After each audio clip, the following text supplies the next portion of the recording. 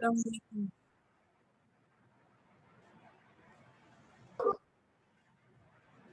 আলাইকুম।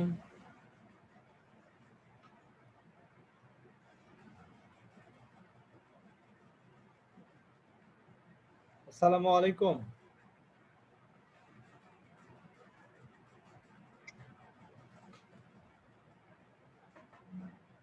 তোমরা কি শুনতে পাচ্ছ আমাকে?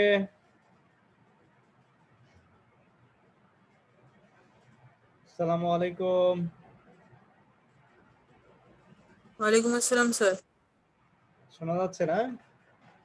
Yes sir. ওকে।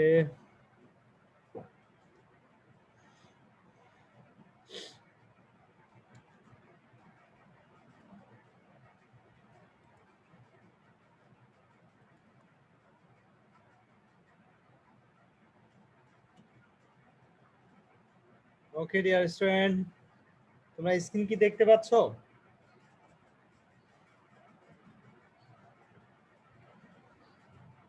স্ক্রিন কি দেখা যাচ্ছে?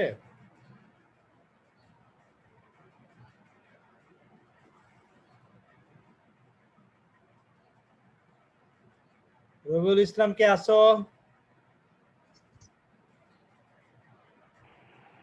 রবিউল ইসলাম,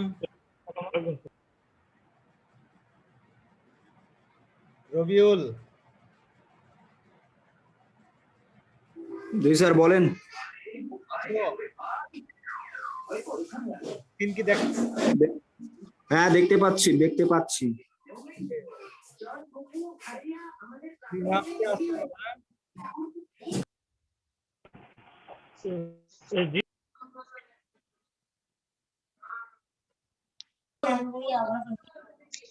আচ্ছা ওকে। হ্যাঁ রবিউল দলে মিউট করে ফেলো নিজেকে।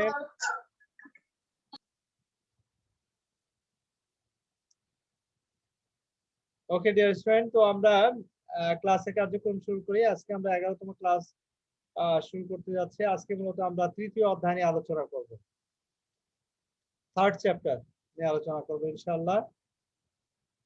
থার্ড চ্যাপ্টারে যে টপিকগুলো নিয়ে আমরা আলোচনা করব সেটা হচ্ছে উৎপাদনের মাত্রার ধারণা, উৎপাদনের মাত্রার গুরুত্ব, ক্ষুদ্র মাঝারি এন্টারপ্রাইজের সংজ্ঞা, আর ক্ষুদ্র মাঝারি এন্টারপ্রাইজের গুরুত্ব। এই চারটা টপিক নিয়ে আমরা বেসিক্যালি আলোচনা করার চেষ্টা করবো আজকে ইনশাআল্লাহ। প্রথমে চলে আসো উৎপাদনের মাত্রা ধারণা, উৎপাদনের মাত্রার সংজ্ঞা অথবা উৎপাদন মাত্রার ধারণা। উৎপাদনের মাত্রা বলতে আমরা কি বুঝি? দেখো, উৎপাদনের মাত্রা বলতে সাধারণত আমরা যেটা বুঝি সেটা হচ্ছে কোনো প্রতিষ্ঠানের নির্দিষ্ট আয়তনে, নির্দিষ্ট উপকরণ, নির্দিষ্ট পরিমাণ মূলধন এবং নির্দিষ্ট প্রযুক্তির সাপেক্ষে উৎপাদনের ক্ষমতাই হচ্ছে উৎপাদনের মাত্রা।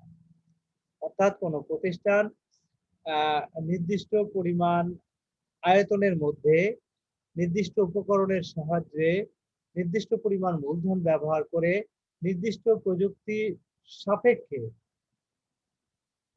যে উৎপাদনের ক্ষমতা, সেটাকেই বেসিক্যালি আমরা উৎপাদনের মাত্রা বলে থাকি। ওকে, আচ্ছা এবার চলে আসো আলফ্রেড মার্শাল এই প্রসঙ্গে কি বলছে সেটা আমরা একটু জেনে নিই। উৎপাদনের দেখো মোট এককের পরিমাণকে উৎপাদন মাত্রা বলে, অর্থাৎ উৎপাদনের যে মোট একক, সেটার যে পরিমাণ, সেটাকে বেসিক্যালি আমরা উৎপাদন বলে থাকি। Scale of production refers to the size of the unit of production. অর্থাৎ উৎপাদনের মোট এককের যে পরিমাণ, সেই পরিমাণকে আমরা উৎপাদনের মাত্রা বলে থাকি। অর্থাৎ একটা নির্দিষ্ট প্রতিষ্ঠান নির্দিষ্ট সময়ে নির্দিষ্ট উপকরণ ব্যবহার করে কি পরিমাণ পণ্য বা সর্বোচ্চ উৎপাদন করতে সক্ষম, তার সেই পরিমাণকে বেসিক্যালি আমরা বলি উৎপাদনের মাত্রা। ওকে, 2 নম্বর হচ্ছে economic concept. According to economic concept কি বলছে দেখো, কারখানার আকার, স্থাপিত যন্ত্রপাতির সংখ্যা, উৎপাদক কর্তৃক গৃহীত উৎপাদন কৌশল, এর সমষ্টিকে বেসিক্যালি উৎপাদনের মাত্রা বলে। অর্থাৎ scale of production is set by the size of plant, the number of plants installed and the technique of production adopted by the producer. Okay, তো তো এই হচ্ছে বেসিক্যালি আমাদের উৎপাদনের মাত্রা।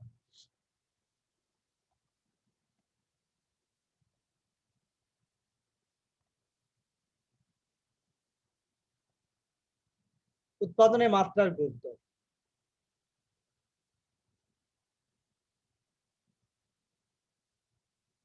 তাহলে উৎপাদনের মাত্রা নিশ্চয়ই বুঝতে পেরেছো। এবার আমরা উৎপাদনের মাত্রার গুরুত্ব সম্পর্কে আলোচনা করার চেষ্টা করব।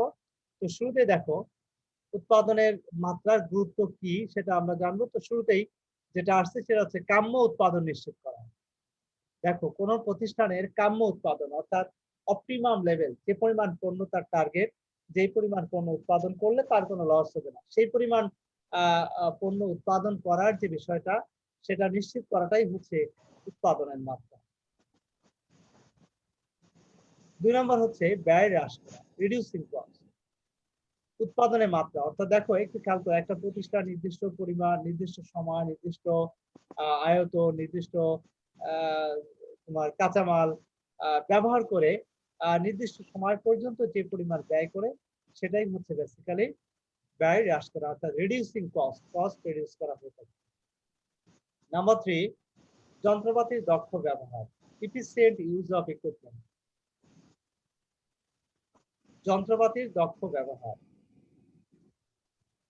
অর্থাৎ যন্ত্রপাতির দক্ষ ব্যবহারের মাধ্যমে কিন্তু অর্থাৎ উৎপাদনের মাত্রা আর সাহায্যে আমরা যন্ত্রপাতির উৎপাদনের মাত্রাকে আমরা আইডেন্টিফাই করার জন্য আমরা খুব সহজেই যন্ত্রপাতিকে আমরা সঠিকভাবে কাজে লাগাতে পারি, দক্ষভাবে এটাকে আমরা ব্যবহার করতে পারি। নাম্বার 4 হচ্ছে শ্রম বিভাজন, ডিভিশন অফ লেবার। অর্থাৎ শ্রমিকদেরকে যে যে কাজে এক্সপার্ট তাদেরকে সেই কাজে নিয়োগ দেওয়ার মাধ্যমেই কিন্তু আমরা কি করতে পারি, শ্রম বিভাজন করতে পারি। অর্থাৎ উৎপাদনের মাত্রা হচ্ছে এমন একটি বিষয় যে নির্দিষ্ট পরিমাণ শ্রম, নির্দিষ্ট পরিমাণ আয়তন, নির্দিষ্ট পরিমাণ সবকিছু ব্যবহার করে আমি সর্বোচ্চ যে পরিমাণ পণ্য উৎপাদন করতে পারছি। তো শ্রম বিভাজনের ফলে কিন্তু এই কাজটাই করা হয় যে সর্বোচ্চ উৎপাদনের জন্য আমরা সাধারণত যে কাজটা করে থাকি সেটা হচ্ছে শ্রম বিভাজন করে থাকি। অর্থাৎ যে যে কাজে দক্ষ সেই কাজেই কিন্তু তাদেরকে যদি নিয়োগ দেওয়া হয় তাহলে আমরা দেখা গেল যে অল্প শ্রম, অল্প পরিশ্রমে, অল্প তোমার শ্রমিক নিয়োগে, অল্প মূলধন বিনিয়োগে আমরা বেশি পরিমাণ পণ্য সামগ্রী উৎপাদন করতে সক্ষম হব। এই জন্য বেসিক্যালি শ্রম বিভাজন কিন্তু উৎপাদনের মাত্রাকে দারুণভাবে প্রভাবিত করে। তো এটা একটি বিষয়। নেক্সট হচ্ছে নাম্বার 5, ঝুঁকি হ্রাস, রিডিউসিং রিস্ক। উৎপাদনের মাত্রার মাধ্যমে কিন্তু আমরা প্রতিষ্ঠানের ঝুঁকিটাকে রিডিউস করতে পারি। অর্থাৎ আমরা যদি আইডেন্টিফাই করতে পারি যে উৎপাদনের মাত্রার কি অবস্থা, অর্থাৎ আমরা নির্দিষ্ট পরিমাণ শ্রম, নির্দিষ্ট আয়তন, নির্দিষ্ট শ্রম মূলধন ইত্যাদি ব্যবহার করে আমি সর্বোচ্চ কি পরিমাণ পণ্য ব্যবহার করছি তা যদি আমি আইডেন্টিফাই করতে পারি তাহলে সেক্ষেত্রে কিন্তু সহজেই আমরা আমাদের কস্টটাকে রিডিউস করতে পারবো। নাম্বার 6, গবেষণা ও উন্নয়ন। গবেষণা ও উন্নয়ন অর্থাৎ রিসার্চ এবং অ্যান্ড ডেভেলপমেন্ট।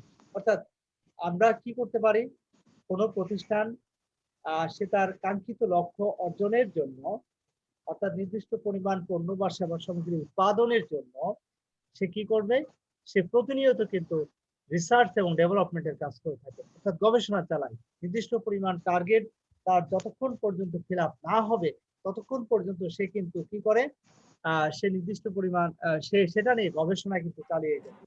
অর্থাৎ নির্দিষ্ট পরিমাণ কাঁচামাল, নির্দিষ্ট আয়তন এবং নির্দিষ্ট মূলধন ব্যবহার করে সে একটা টার্গেট অনুযায়ী অর্থাৎ নির্দিষ্ট পরিমাণ পণ্য বা সেবা সে উৎপাদন করতেই হবে তাকে। সেই টার্গেট ফিল আপ না হওয়া পর্যন্ত সে সেটাকে রিসার্চ করে যাবে, গবেষণা করে যাবে যে কেন সেটা সম্ভব হচ্ছে না, এটা আইডেন্টিফাই করার চেষ্টা করবে। এই নেক্সট যেটা আসছে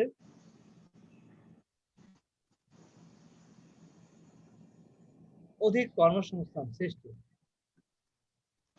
অধিক কর্মসংস্থান সৃষ্টি, হ্যাঁ ডিয়ার স্টুডেন্ট, উৎপাদনের মাত্রার মাধ্যমে কিন্তু আমরা নির্দিষ্ট টার্গেট যদি আমরা পরিপূরণ করতে পারি তাহলে এর মাধ্যমে কিন্তু অধিক কর্মসংস্থানের সুযোগ সৃষ্টি হবে। অর্থাৎ এর ফলে দেখা যাচ্ছে যে আমরা নির্দিষ্ট পরিমাণ পণ্য যথাসময়ে উৎপাদন করতে পারবো, এর ফলে কিন্তু প্রতিষ্ঠানের আয় বৃদ্ধি পাবে, প্রতিষ্ঠানের আয় বৃদ্ধি পেলে সঞ্চয় বৃদ্ধি পাবে, সঞ্চয় বৃদ্ধি পেলে সেটার একটা নির্দিষ্ট অংশ আবার পুনরায় সে বিনিয়োগ করবে। তো এইভাবে কিন্তু নতুন নতুন প্রতিষ্ঠানের অর্থ বিনিয়োগের মাধ্যমে, নতুন নতুন প্রতিষ্ঠান গড়ে তোলার মাধ্যমে সেখানে কিন্তু অধিক পরিমাণ কর্মসংস্থানের সুযোগ সৃষ্টি হবে। এরপরে যেটা আসছে সেটা হচ্ছে প্রতিযোগিতা মোকাবেলা, ফেসিং কম্পিটিশন। অর্থাৎ এরপরে যে বিষয়টা আছে সেটা হচ্ছে যে অন্যান্য যে প্রতিযোগী প্রতিষ্ঠান আছে তাদের সাথেও কিন্তু আমাদেরকে কম্পিট করতে হবে, অর্থাৎ তাদের সাথে প্রতিযোগিতা মোকাবেলা করে আমাদেরকে কিন্তু বাজারে টিকে থাকতে হবে। তো সে কারণেই কিন্তু আমাদেরকে যে কাজটা করতে হবে সেটা হচ্ছে যে তোমার উৎপাদনের যে মাত্রা সেই কাঙ্ক্ষিত লক্ষ্য অর্জন করার চেষ্টা করতে হবে, এবং এটা যদি আমরা সঠিকভাবে সম্পূর্ণ করতে পারি তাহলে খুব সহজেই প্রতিযোগী প্রতিষ্ঠানের সাথে আমরা প্রতিযোগিতা করে আমরা টিকে থাকতে সক্ষম হব। প্রতিযোগিতা মোকাবেলা, এটাই বললাম। নাম্বার 9 হচ্ছে চাহিদা এবং যোগানের সমতা। চাহিদা এবং যোগানের সমতা অর্থাৎ প্রতিষ্ঠানে যে কাজটা আমরা করতে পারবো সেটা হচ্ছে যে এমপ্লয়ীদের যে চাহিদা আছে, এমপ্লয় না, ভোক্তাদের যে চাহিদা আছে সেই চাহিদা অনুযায়ী পণ্য সরবরাহ নিশ্চিত যদি আমরা করতে চাই তাহলে কিন্তু আমাদের উৎপাদনের মাত্রা অর্থাৎ সঠিকভাবে পণ্যের উৎপাদন নিশ্চিত করতে হবে। অর্থাৎ নির্দিষ্ট সময়ে নির্দিষ্ট পরিমাণ মূলধন বা শ্রম বিনিয়োগ করে নির্দিষ্ট পরিমাণ পণ্য বা সেবা আমাদেরকে অবশ্যই উৎপাদন করতে হবে। আর সেটা যদি আমরা উৎপাদন না করতে পারি তাহলে যোগানের চাহিদা এবং যোগানের মধ্যে যে সমতা বিধান সেটা কিন্তু আমরা করতে পারবো না। তো এই বিষয়টা আমাদেরকে নিশ্চিত করতে হবে। ওকে, তো এই হচ্ছে বেসিক্যালি উৎপাদনের মাত্রার গুরুত্ব। তো ডিয়ার স্টুডেন্ট, তাহলে আমরা নিঃসন্দেহে বলতে পারি যে এই সমস্ত কারণে আমরা সাধারণত নিশ্চিতভাবে বলতে পারি যে উৎপাদনের মাত্রার গুরুত্ব হচ্ছে অপরিসীম।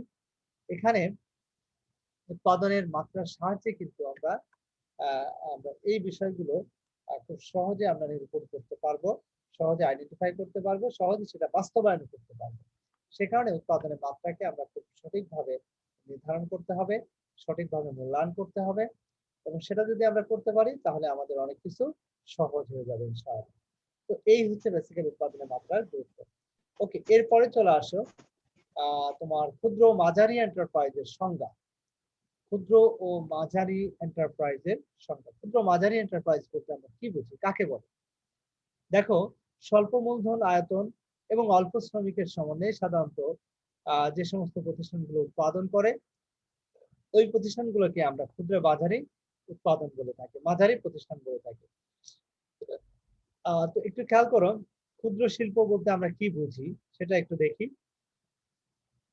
সাধারণত যে ব্যবসায়ের ক্ষেত্রে সর্বোচ্চ কর্মীর সংখ্যা 50 জন এবং মোট মূলধনের পরিমাণ 10 লক্ষ থেকে 2 কোটি টাকা হবে, এই ধরনের প্রতিষ্ঠানকে আমরা ক্ষুদ্র শিল্প প্রতিষ্ঠান বলে থাকি। আবার শিল্পের ক্ষেত্রে, এটা হচ্ছে ব্যবসায়ের ক্ষেত্রে, শিল্পের ক্ষেত্রে বলা হচ্ছে কর্মীর সংখ্যা যখন সর্বোচ্চ 50 জন হবে এবং মোট মূলধনের পরিমাণ 75 লক্ষ থেকে 15 কোটি টাকা হবে, এই ধরনের ইন্ডাস্ট্রিকে আমরা ক্ষুদ্র ইন্ডাস্ট্রি বলে থাকি। উদাহরণ হিসেবে আমরা বলতে পারি যেমন কুটির শিল্প, পোল্ট্রি ফার্ম, হ্যাচারি, তাঁত শিল্প, খাদি, খদ্দর শিল্প ইত্যাদি ক্ষুদ্র শিল্পের অন্তর্ভুক্ত। এগুলোকে আমরা ক্ষুদ্র শিল্প বলে থাকি। আর মাঝারি শিল্প বলতে কি বুঝি? মাঝারি শিল্প ব্যবসায়ের ক্ষেত্রে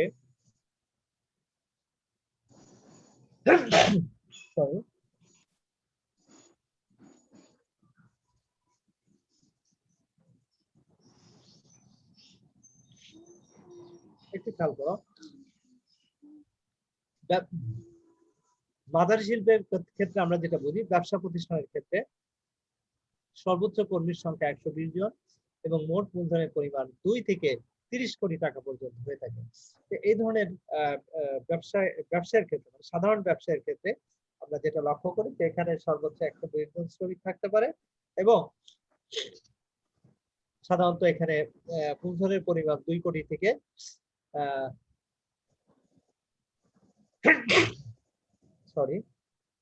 2 কোটি থেকে 30 কোটি টাকা পর্যন্ত সাধারণত 2 কোটি থেকে 30 কোটি টাকা পর্যন্ত সাধারণত মূলধন নিয়ে এই ধরনের ব্যবসা করা হয়ে থাকে। তো এই ধরনের প্রতিষ্ঠানকে আমরা মাঝারি শিল্প বলি। আবার শিল্পে প্রতিষ্ঠানের ক্ষেত্রে সর্বোচ্চ কর্মীর সংখ্যা 300 জন হবে এবং মোট মূলধনের পরিমাণ 15 থেকে 50 কোটি টাকা পর্যন্ত হবে। অর্থাৎ শিল্প প্রতিষ্ঠানের ক্ষেত্রে আমরা সাধারণত যেটা লক্ষ্য করি সেটা হচ্ছে যে সর্বোচ্চ শ্রমিকের সংখ্যা 300 জন হতে পারে এবং মোট মূলধনের পরিমাণ 15 কোটি থেকে 50 কোটি টাকা পর্যন্ত হতে পারে। এটা হচ্ছে মাঝারি শিল্প প্রতিষ্ঠানের ক্ষেত্রে। আর মাঝারি ব্যবসা প্রতিষ্ঠানের ক্ষেত্রে হচ্ছে 120 জন সর্বোচ্চ শ্রমিকের সংখ্যা এবং 2 কোটি থেকে 30 কোটি টাকা পর্যন্ত মোট মূলধনের পরিমাণ হতে পারে। উদাহরণ হিসেবে আমরা বলতে পারি যেমন মৎস্য উৎপাদন শিল্প, তারপরে ওষুধ শিল্প, এগুলোকে আমরা মাঝারি শিল্প প্রতিষ্ঠান হিসেবে গণ্য করে থাকি। ওকে ডিয়ার স্টুডেন্ট, এই হচ্ছে বেসিক্যালি আমাদের ক্ষুদ্র মাঝারি এন্টারপ্রাইজ। এখন চলে আসো নেক্সট যেটা আসছে, ক্ষুদ্র মাঝারি এন্টারপ্রাইজের গুরুত্ব। ক্ষুদ্র এবং মাঝারি এন্টারপ্রাইজ কেন আমাদের কাছে গুরুত্বপূর্ণ একটি বিষয় সেটা আমরা জানার চেষ্টা করব। দেখো, ক্ষুদ্র ও মাঝারি এন্টারপ্রাইজের গুরুত্ব। ক্ষুদ্র ও মাঝারি এন্টারপ্রাইজের গুরুত্বটাকে আমরা 3টা দৃষ্টিকোণ থেকে ভাগ করি। একটা হচ্ছে অর্থনৈতিক গুরুত্ব, 2 নম্বর হচ্ছে ব্যবসায়িক গুরুত্ব, আর 3 নম্বর হচ্ছে গ্রাহকদের দৃষ্টিকোণ থেকে গুরুত্ব। তা আমরা এই গুরুত্বগুলো আমরা ধারাবাহিকভাবে এখন আলোচনা করব। ওকে ডিয়ার স্টুডেন্ট, তো প্রথমে চলে আসো অর্থনৈতিক গুরুত্ব। অর্থনৈতিক গুরুত্ব কি, ক্ষুদ্র এবং মাঝারি এন্টারপ্রাইজের অর্থনৈতিক যে গুরুত্ব সেই গুরুত্ব কি সেটা আমরা একটু আলোচনা করার চেষ্টা করি। প্রথমে চলে আসো কর্মসংস্থান সৃষ্টি, ক্রিয়েশন অফ এমপ্লয়মেন্ট। অর্থনৈতিক গুরুত্ব নাম্বার 1 হচ্ছে কর্মসংস্থান সৃষ্টি। হ্যাঁ ডিয়ার স্টুডেন্ট, ক্ষুদ্র ও মাঝারি শিল্পের অন্যতম গুরুত্বপূর্ণ বিষয় হচ্ছে যে এই ধরনের প্রতিষ্ঠানের মাধ্যমে সাধারণত ব্যাপক আকারে কর্মসংস্থানের সুযোগ সৃষ্টি হয়। অর্থাৎ এই ধরনের প্রতিষ্ঠানগুলো আবারও গড়ে ওঠা সম্ভব এবং যে কেউ এই ধরনের প্রতিষ্ঠান গড়ে তুলতে পারে এবং এর মাধ্যমে কিন্তু সেখানে বেশ কিছু কর্মসংস্থানের সুযোগ সৃষ্টি হয়। নাম্বার 2, সামাজিক অবক্ষয়। যেহেতু এখানে ব্যাপকভাবে কর্মসংস্থানের সুযোগ সৃষ্টি করা সম্ভব, সে কারণে সামাজিক যে অবক্ষয়, অর্থাৎ মানুষের মধ্যে যে কর্মহীনতা, হ্যাঁ, মানুষ যে বকে যাওয়া, যুব সমাজ যে বকে যাওয়ার যে বিষয়টা থাকে, সেগুলো থেকে অনেকটাই সমাজকে আমরা রোধ করতে পারি। অর্থাৎ সমাজের যে অবক্ষয়, নৈতিক যে অবক্ষয়, হ্যাঁ, সেই অবক্ষয় থেকে আমরা কিছুটা হলেও পরিত্রাণ পেতে পারি এই ধরনের প্রতিষ্ঠানগুলো গড়ে তোলার মাধ্যমে। 3 নম্বর হচ্ছে সামাজিক উন্নয়ন, সোশ্যাল ডেভেলপমেন্ট। ডিয়ার স্টুডেন্ট, ক্ষুদ্র বা মাঝারি শিল্প প্রতিষ্ঠানগুলো যত বেশি প্রতিষ্ঠিত হবে কোনো দেশে, তত বেশি কিন্তু সোশ্যাল যে ডেভেলপমেন্ট, অর্থাৎ মানুষের মধ্যে কর্ম প্রবণতা বৃদ্ধি পাবে, মানুষ কাজের প্রতি মনোযোগী হবে, তারা তাদের দৈনন্দিন জীবনযাত্রার মান উন্নত হবে এবং তারা সুন্দরভাবে কিন্তু তারা তাদের সমস্ত কিছু কিন্তু তারা সুন্দরভাবে বাস্তবায়ন করতে সক্ষম হবে। এই জন্য বলা হচ্ছে সামাজিক যে উন্নয়ন, সোশ্যাল যে ডেভেলপমেন্ট, সেই ডেভেলপমেন্ট করা সম্ভব হয়। দেন এরপরে চলে আসো নাম্বার 4, অর্থনৈতিক উন্নয়ন। ডিয়ার স্টুডেন্ট, মূল বিষয় হচ্ছে যে ক্ষুদ্র মাঝারি এন্টারপ্রাইজ গুলো যখন প্রতিনিয়ত ডেভেলপ হয় এবং একটা সমাজে যখন ব্যাপক আকারে ক্ষুদ্র মাঝারি শিল্প গড়ে ওঠে, তারা কিন্তু দেশের যে অর্থনীতি, সেই অর্থনীতির উপর কিন্তু একটা দারুণভাবে পজিটিভ একটা ইম্প্যাক্ট ফেলে, হ্যাঁ, পজিটিভ একটা প্রভাব তারা ফেলে দেশের যে সার্বিক অর্থনীতি, সেই অর্থনৈতিক উন্নয়নের ক্ষেত্রে। ঠিক আছে, তো দেন এরপরে যেটা আমরা বুঝি সেটা হচ্ছে জাতীয় আয় বৃদ্ধি। জাতীয় আয় বৃদ্ধি, হ্যাঁ, জাতীয় আয় বৃদ্ধি পায়। অর্থাৎ ক্ষুদ্র এবং মাঝারি শিল্প প্রতিষ্ঠান গড়ে তোলার মাধ্যমে প্রতিষ্ঠানগুলো কি হচ্ছে, প্রতিষ্ঠানগুলোতে যেটা দেখা যায়, জাতীয় আয় কিন্তু সেখানে বৃদ্ধি পায়। জাতীয় আয় বৃদ্ধি পাওয়ার মাধ্যমে কিন্তু কি হচ্ছে যে জনসাধারণের মাথাপিছু আয় বৃদ্ধি পায়, যেটা দেশের কিন্তু সার্বিক যে অর্থনীতি, দেশের সার্বিক যে অর্থনীতি, সেই অর্থনীতির উপর কিন্তু একটা দারুণ প্রভাব ফেলে। অর্থাৎ জাতীয় আয় বৃদ্ধি পাওয়া মানে কি, সে দেশের প্রবৃদ্ধি বৃদ্ধি পাবে, যে দেশের জনসাধারণের মাথাপিছু আয় বৃদ্ধি পাবে, যা সর্বোপরি দেশের অর্থনৈতিক উন্নয়নে গুরুত্বপূর্ণ অবদান রাখবে। ওকে, দেন এরপরে চলে আসো প্রাকৃতিক সম্পদের সদ্ব্যবহার। প্রাকৃতিক সম্পদের সদ্ব্যবহার। প্রাকৃতিক সম্পদের সদ্ব্যবহার কিভাবে বলতে কি বুঝি আমরা?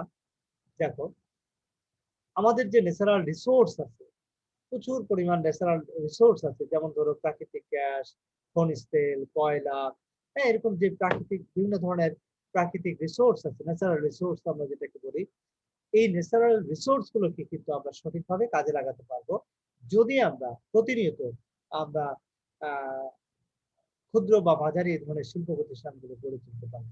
অর্থাৎ এটা গড়ে তোলা যেমন খুবই সহজ, ঠিক একইভাবে এই ধরনের প্রতিষ্ঠানে আমরা আমাদের যে ন্যাচারাল রিসোর্স গুলো আছে সেগুলোকে সঠিকভাবে কাজে লাগিয়ে আমরা সেটাকে আমরা কি করতে পারবো, বাস্তবায়ন করতে পারবো। ওকে ডিয়ার স্টুডেন্ট, এরপরে যেটা আসছে দেখো, ইমপ্রুভিং স্ট্যান্ডার্ড অফ লিভিং, অর্থাৎ জীবনযাত্রার মান। হ্যাঁ, জীবনযাত্রার মান উন্নয়ন করা সম্ভব। অর্থাৎ ক্ষুদ্র এবং মাঝারি এন্টারপ্রাইজ গুলোর মাধ্যমে, প্রতিষ্ঠান মাধ্যমে আমরা যেটা করতে পারি সেটা হচ্ছে কি, যে জীবনযাত্রার মান উন্নয়ন করা সম্ভব হয়। জীবনযাত্রার মান উন্নয়ন করা সম্ভব হয়। অর্থাৎ কিভাবে জীবনযাত্রার মান উন্নয়ন করা সম্ভব হয়? অর্থাৎ মানুষ দেখো, ক্ষুদ্র এবং মাঝারি এন্টারপ্রাইজ গুলো ডেভেলপ হওয়ার কারণে আমাদের জনসাধারণের দোরগোড়ায় কিন্তু তারা পণ্য পৌঁছে দিচ্ছে, তারা বিভিন্ন ধরনের সেবা বা সার্ভিস তারা প্রোভাইড করছে, এবং এটা আমরা সঠিকভাবে কনজিউম করার মাধ্যমে সাধারণ মানুষ তাদের জীবনযাত্রার মানকে উন্নত করতে সক্ষম হচ্ছে, এবং তাদের ইনকাম বেড়ে যাচ্ছে, ইনকাম লেভেল বৃদ্ধি পাচ্ছে, এবং যার ফলে তাদের ভোগ প্রবণতাও বৃদ্ধি পাচ্ছে, সর্বোপরি তাদের জীবনযাত্রার মান আরো উন্নত হচ্ছে। তো এইভাবে বেসিক্যালি ক্ষুদ্র এবং মাঝারি এন্টারপ্রাইজ গুলো আহ, গঠিত হওয়ার মাধ্যমে, প্রতিষ্ঠিত হওয়ার মাধ্যমে দেশের যে সার্বিক অর্থনীতি, সেই অর্থনীতির উপরে পজিটিভ একটা ইম্প্যাক্ট সবসময় ফেলে। এগুলো ছিল বেসিক্যালি ক্ষুদ্র মাঝারি এন্টারপ্রাইজের অর্থনৈতিক গুরুত্ব। ওকে ডিয়ার স্টুডেন্ট, এবার আমরা চলে যাব ব্যবসায়িক গুরুত্ব। ব্যবসায়িক গুরুত্ব কি সেটা আমরা একটু জানবো। দেখো, ক্ষুদ্র আয়তন। ক্ষুদ্র আয়তন, ক্ষুদ্র আয়তন বলতে কি বোঝানো হচ্ছে? দেখো, স্মল সাইজ। অর্থাৎ এখানে ক্ষুদ্র এবং মাঝারি শিল্পগুলোর আয়তন কিন্তু সাধারণত খুব বেশি বড় হয় না। হ্যাঁ, যে কারণে কিন্তু যে কেউ মানে চাইলেই কিন্তু যে কোনো ব্যক্তি বা কয়েকজন ব্যক্তি মিলে তারা সহজেই কিন্তু এই ধরনের প্রতিষ্ঠানগুলো গড়ে তুলতে পারে। হ্যাঁ, তো এটা এর জন্য খুব বেশি স্পেসের প্রয়োজন হয় না, জায়গার প্রয়োজন হয় না, মানে খুব বেশি একটা মূলত যখন আমরা এটা তৈরি করতে চাই তখন খুব বেশি একটা হ্যাসেল কিন্তু আমাদেরকে পোহাতে হয় না। তো এটা একটা বিষয়। দেন এরপরে যেটা আসছে সেটা হচ্ছে স্বল্প পুঁজি, স্মল ক্যাপিটাল। হ্যাঁ ডিয়ার স্টুডেন্ট, একটু আগে আমরা আলোচনায় বলে ফেললাম যে ক্ষুদ্র এবং মাঝারি এন্টারপ্রাইজ গুলো প্রতিষ্ঠা করার জন্য কিন্তু খুব বেশি পরিমাণ যে অর্থ প্রয়োজন হবে তা কিন্তু না। অর্থাৎ খুব সহজেই কিন্তু এই ধরনের অর্গানাইজেশন গুলো ডেভেলপ করা সম্ভব নয়। নাম্বার 3, সিদ্ধান্ত গ্রহণের সুবিধা। যেহেতু এই ধরনের প্রতিষ্ঠানগুলো তৈরি করা সহজ, খুব বেশি বৃহদাকৃতির হয় না, এবং এখানে কিন্তু ম্যানেজমেন্টেও কিন্তু খুব বেশি লোকজনের সমাগম থাকে না, যে কারণে কিন্তু তারা খুব সহজেই কিন্তু তারা সিদ্ধান্ত গ্রহণ করতে পারে। এরপরে যেটা আছে দক্ষ ব্যবস্থাপনা, efficient management. Efficient management, efficient management বলতে আমরা কি বুঝি? অর্থাৎ দক্ষ ব্যবস্থাপনা। অর্থাৎ যেহেতু এখানে ক্ষুদ্র মাঝারি শিল্প প্রতিষ্ঠান, এখানে ম্যানেজমেন্টে যারা কাজ করে তারা সাধারণত অটোমেটিক্যালি খুব দক্ষ হয়ে থাকে। অর্থাৎ যেহেতু কম লোকজনের সমাগম এখানে, সেহেতু সঠিকভাবে সুচারুভাবে তারা তাদের কাজগুলো সুন্দরভাবে সম্পন্ন করতে পারে এবং খুব দক্ষতার সাথে তারা তাদের কাজের বাস্তবায়ন ঘটাতে সক্ষম হয়। ঠিক আছে, এরপরে চলে আসো 5 নম্বর হচ্ছে মূলধন গঠন, ফরমেশন অফ ক্যাপিটাল। খুব সহজেই কিন্তু এই ধরনের প্রতিষ্ঠানগুলো মূলধন গঠন করতে সক্ষম হয়, অর্থাৎ খুব সহজে এই ধরনের প্রতিষ্ঠানগুলো মূলধন গঠন করতে পারে। এরপরে চলে আসো গ্রাহকদের দৃষ্টিকোণ থেকে গুরুত্ব।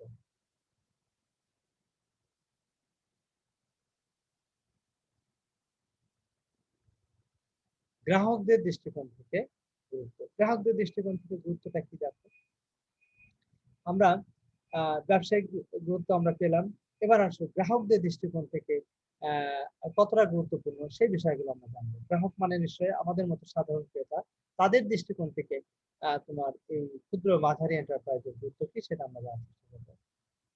নাম্বার 1 দেখো, প্রত্যক্ষ সম্পর্ক সৃষ্টি, creating direct relationship, creating direct relationship, অর্থাৎ এই ধরনের প্রতিষ্ঠানগুলো সহজেই কিন্তু ক্রেতাদের সাথে গ্রাহকদের সাথে সম্পর্ক গড়ে তুলতে পারে।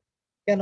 কারণ এখানে ম্যানেজমেন্টে খুব বেশি লোকজন প্রয়োজন হয় না এবং এরা সাধারণত ডাইরেক্ট মার্কেটিং করে, অর্থাৎ সরাসরি কিন্তু ক্রেতাদের কাছে পণ্য পৌঁছে দেওয়ার চেষ্টা করে থাকে, যে কারণে ক্রেতাদের সাথে গ্রাহকদের সাথে খুব সহজেই কিন্তু তারা একটা সম্পর্ক ডেভেলপ করতে পারে। 2, ক্রেতার সন্তুষ্টি অর্জন। হ্যাঁ ডিয়ার স্টুডেন্ট, খুব সহজেই কিন্তু এখানে ক্রেতাদের সন্তুষ্টি অর্জন করা সম্ভব হয়, অর্থাৎ ক্রেতাদের সন্তুষ্টি অর্জনের মাধ্যমে সহজেই কিন্তু আমরা তাদেরকে কি করতে পারি, তাদেরকে তাদের মন জয় করতে পারি। অর্থাৎ এখানে কিন্তু যেহেতু মালিক পক্ষ ম্যানেজমেন্ট লেভেল এবং তোমার ক্রেতা এরা সরাসরি তারা কাজ করে, সরাসরি ম্যানেজমেন্ট ক্রেতাদের সাথে গ্রাহকদের সাথে সরাসরি যোগাযোগের মাধ্যমে তারা তাদের কার্যক্রম পরিচালনা করে, সে কারণে খুব সহজে তাদের মনোভাব, ক্রেতাদের মনোভাব তারা বুঝতে পারে এবং সেই অনুযায়ী তাদেরকে পণ্য বা সেবা তারা ডেলিভারি প্রদান করতে সক্ষম হয়, ফলে সহজেই ক্রেতাদেরকে সন্তুষ্ট করা সম্ভব হয়। নাম্বার 3, চাহিদা মাফিক পণ্য উৎপাদন, producing good as per demand.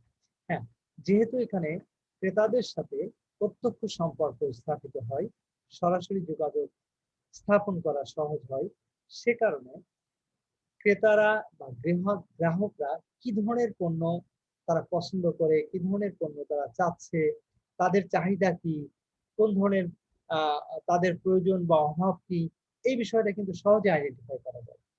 এর ফলে তাদের যে চাহিদা আছে সেই চাহিদা মাফিক পণ্য কিন্তু সরবরাহ করা সম্ভব হয় এই ধরনের ক্ষুদ্র বা মাঝারি প্রতিষ্ঠানের মাধ্যমে। লাস্ট ওয়ান যেটা বলছে পণ্য মূল্য, প্রোডাক্ট প্রাইস, এখানে কিন্তু পণ্যের মূল্য কিন্তু তুলনামূলক কম হয়ে থাকে, অর্থাৎ এখানে ক্রেতার চাহিদা মাফিক সহজে বোঝা যায়, যে কারণে শুধুমাত্র সেই অনুযায়ী কাস্টমাইজ করে তাদের জন্য পণ্য উৎপাদন করা সম্ভব হয়। তো এগুলোই ছিল বেসিক্যালি আমাদের আজকের আলোচনা। ডিয়ার স্টুডেন্ট, আমাদের যে আলোচনাগুলো আমরা করলাম এই আলোচনায় কারো কোনো কোশ্চেন আছে কিনা, থাকলে সেই কোশ্চেন গুলো নিয়ে আমরা এখন আলোচনা করব। তোমাদের কারো কোনো কোশ্চেন আছে? স্যার অ্যাসাইনমেন্টের ব্যাপারে একটু কোশ্চেন ছিল। হ্যাঁ বলো।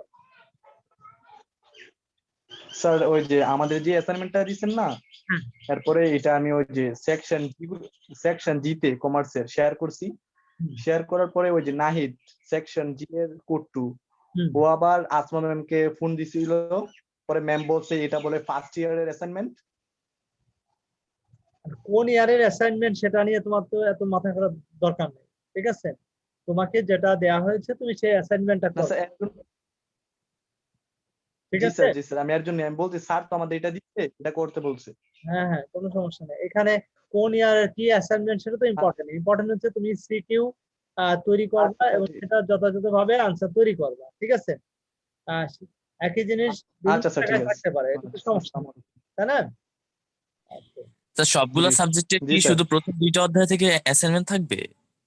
আপাতত এটা তো পর্যায়ক্রমে এটা দেওয়া হবে, ধরো 1 এবং 2 আমাদের আলোচনা হলো, তার উপর ভিত্তি করে তোমাদের অ্যাসাইনমেন্টটা দেওয়া হলো, তাই না? এখন এটা দেখা গেল যে আমরা জি স্যার। এরপরে এই যে 3 নম্বর আমরা পড়তেছি 3 নম্বর চ্যাপ্টার থেকে এরপরে আবার অ্যাসাইনমেন্ট দিব, ঠিক আছে? তো এইভাবে আমরা পর্যায়ক্রমে আমরা ইনশাআল্লাহ জি একটা যেমন 3 নম্বর শেষ না করে তোমাদের তো অ্যাসাইনমেন্ট দিতে পারি না, তাই না? 3 নম্বরের স্যার এই অ্যাসাইনমেন্ট গুলো জমা দিব কিভাবে? আচ্ছা, এই অ্যাসাইনমেন্ট গুলো আপাতত তোমরা তৈরি করে নিজেদের কাছে রাখো। লকডাউনটা উঠে গেলে অথবা আমরা মোটামুটি একটা ইনস্ট্রাকশন দিব, তখন সরাসরি এসে জমা দিতে হবে। তোমাদের ক্লাসে তো নিয়ে আসার কথা। এখন 13 তারিখ থেকে তো আবার জানি না এটা 13 তারিখে খুলবে কিনা। যদি খুলে ভালো, না হলে যাই হোক এর মধ্যে একটা ব্যবস্থা থাকবে আর কি।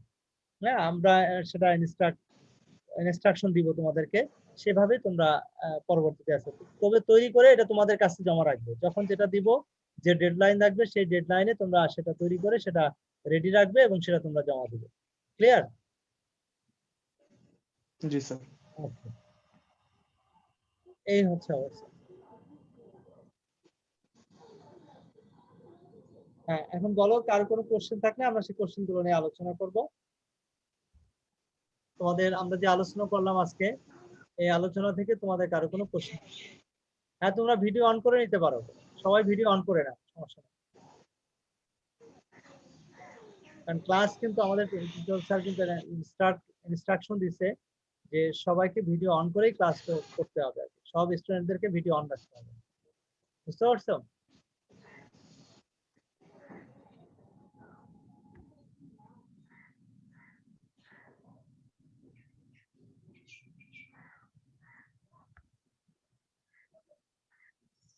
লাইভ ক্লাসের সিস্টেমই হচ্ছে ভিডিও অন করা। হ্যাঁ, ভিডিও অন করে তোমরা ক্লাস করবে। ভিডিও বন্ধ রাখলে তো আসলে অনেক সময় বোঝা যাবে না যে তুমি আছো না নাই, হ্যাঁ, ঠিক মতো শুনছো কিনা মনোযোগ দিয়ে, হ্যাঁ, এই বিষয়গুলো বোঝা যাবে না। এই জন্য লাইভ ক্লাসে নিয়ম হচ্ছে যে অবশ্যই সবার প্রত্যেকের ভিডিওটা অন করতে হবে।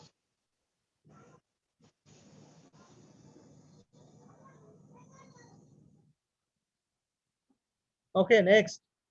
কারো কোনো কোশ্চেন আছে কিনা? না স্যার, কোনো কোশ্চেন নাই? সব বুঝছো? শেয়ার কি সব বুঝছো? জি স্যার। আরিয়ান? এইগুলো আসলে ফার্স্ট ইয়ারে পড়া তো মোটামুটি ধারণা। মোটামুটি ধারণা আছে, হ্যাঁ, good, ধারণা থাকলে তো ভালো। আচ্ছা, তাহলে ইয়ে বলো তো, শেয়ার বলো তো, উৎপাদনের মাত্রা কাকে বলে? উৎপাদনের মাত্রা বলতে আমরা কি বুঝি? স্যার, উৎপাদনের মাত্রা বলতে বোঝায় কোনো প্রতিষ্ঠানের নির্দিষ্ট উপকরণ এবং নির্দিষ্ট পরিমাণ মূলধনের মাধ্যমে যেই উৎপাদনটা করা হয় সেটাই। নির্দিষ্ট পরিমাণ উপকরণ, নির্দিষ্ট মূলধন, নির্দিষ্ট মানে যে পরিমাণ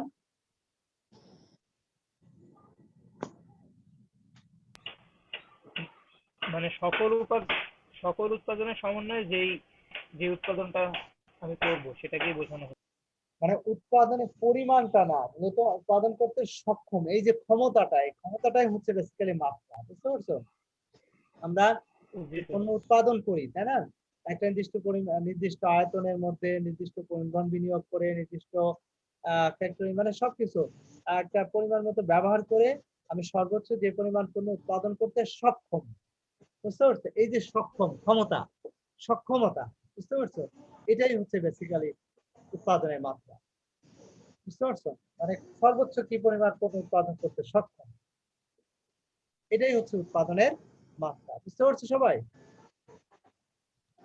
আচ্ছা, এখন উৎপাদনের মাত্রাটা কেন আমাদের কাছে গুরুত্বপূর্ণ, সেটা অনেকগুলো কারণে আমরা এটা আলোচনা করলাম, যেমন এখানে 9টা কারণের কথা আমরা বলছি। তো এর মধ্যে একটা কারণ হচ্ছে কাম্য উৎপাদন নিশ্চিত করা। হ্যাঁ, মিস্টার সাকিব বলো তো দেখি, কাম্য উৎপাদন নিশ্চিত করা, হ্যাঁ, এই বিষয়টা কি, এটা একটু ব্যাখ্যা করো সাকিব।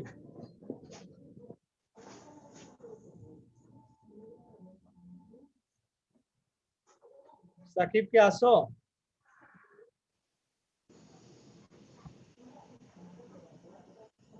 সাকিব?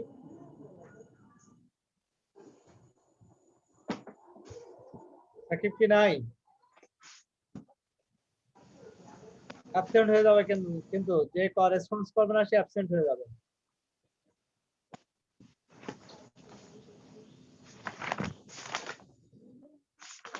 আরিয়ান, আরিয়ান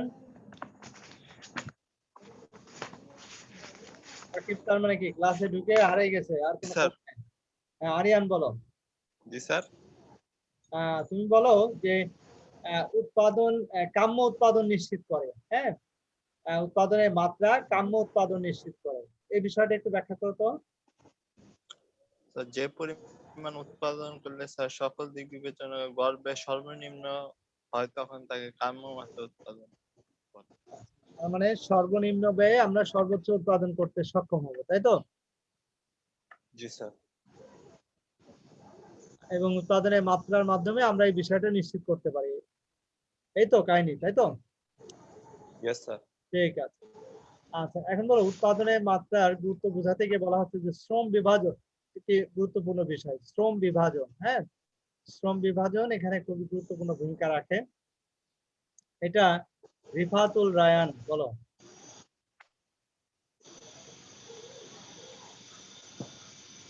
রিফাতুল রায়ান।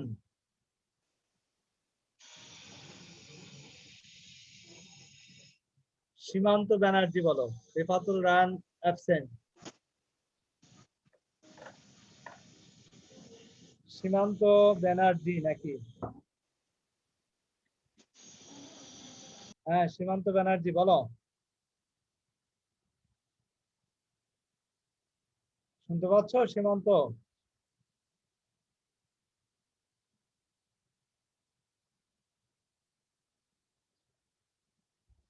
সীমান্ত শুনতে পাচ্ছ আমাকে? ছেলেরা বুঝলাম না জিনিসটা, তোমরা কি থাকো না ক্লাসে না কি বুঝতেছি না আমি। সবাই নেক্সট ক্লাস থেকে অবশ্যই ভিডিও অন করে রাখবেন, ভিডিও অফ করে কোনো ক্লাস হবে না।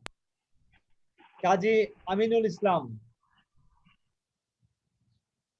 জি স্যার। হ্যাঁ আমিনুল, তুমি একটু বলো তো বাবা যে শ্রম বিভাজন, হ্যাঁ, উৎপাদনের মাত্রার গুরুত্ব নির্দেশ করে কিভাবে? স্যার, প্রতিষ্ঠানের কর্মীদের দক্ষতা অভিজ্ঞতার ভিত্তিতে তাদের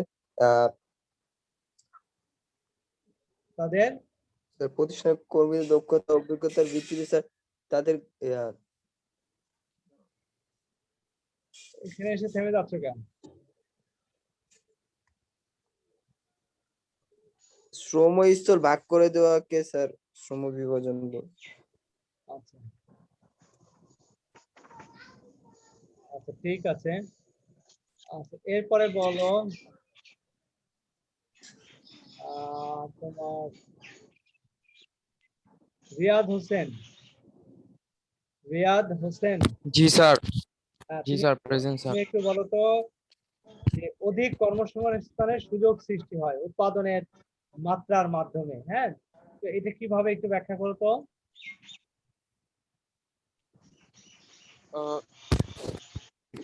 স্যার, উৎপাদন মাত্রা জানা থাকলে স্যার এই অধিক কর্মসংস্থানের সুযোগ সৃষ্টি করে, কিভাবে অধিক কর্মসংস্থানের সুযোগ সৃষ্টি করে? স্যার পারতেছি না স্যার, এটা আরেকবার বুঝিয়ে দিবেন। কর্মসংস্থানের সুযোগ সৃষ্টি হয়, তাই না, উৎপাদনের মাত্রার মাধ্যমে। উৎপাদনের মাত্রা, শুনুন, উৎপাদনের মাত্রা কি? যে সর্বনিম্ন ব্যয়ে সর্বোচ্চ উৎপাদন, এই তো বিষয়টা। তো এখন জি, স্যার। আমাদের নির্দিষ্ট পরিমাণ মূলধন, নির্দিষ্ট পরিমাণ আয়তন, নির্দিষ্ট পরিমাণ শ্রম ব্যবহার করে বা কাঁচামাল ব্যবহার করে আমরা নির্দিষ্ট পরিমাণ পণ্য উৎপাদন করি, তাই না? তো এর ফলে কি হয়? এর ফলে এখানে যে বিষয়টা কেমনে সৃষ্টি হয় স্যার? এখানে যেহেতু আমরা অধিক পরিমাণ কর্মসংস্থানের সুযোগ সৃষ্টি হয়। কিভাবে কর্মসংস্থান সৃষ্টি হয়? যেহেতু আমরা এখানে একটা টার্গেট থাকে যে এই পরিমাণ পণ্য আমাদেরকে উৎপাদন করতেই হবে এবং সেই পরিমাণ পণ্য উৎপাদনের জন্য আমরা সর্বোচ্চ চেষ্টা করি, তাই না? এবং এইভাবে যদি আমরা কন্টিনিউ করে থাকি তাহলে এই ধরনের প্রতিষ্ঠানের গুডউইল বা সুনাম কিন্তু বৃদ্ধি পায়, বুঝতে পারছো? এবং নতুন নতুন জি স্যার। প্রতিষ্ঠানগুলো গড়ে ওঠে এবং এর ফলে কিন্তু অধিক পরিমাণ কর্মসংস্থানের সুযোগ সৃষ্টি হয়, বুঝতে পারছো? এই হচ্ছে মূল জি বিষয়। স্যার। তো এখন আমাদের সময় যদি 1 মিনিটে কম আছে, তো আর তোমাদের কারো কোনো কোশ্চেন যদি না থাকে তাহলে আমরা ক্লাসের কার্যক্রম আজকে শেষ করবো।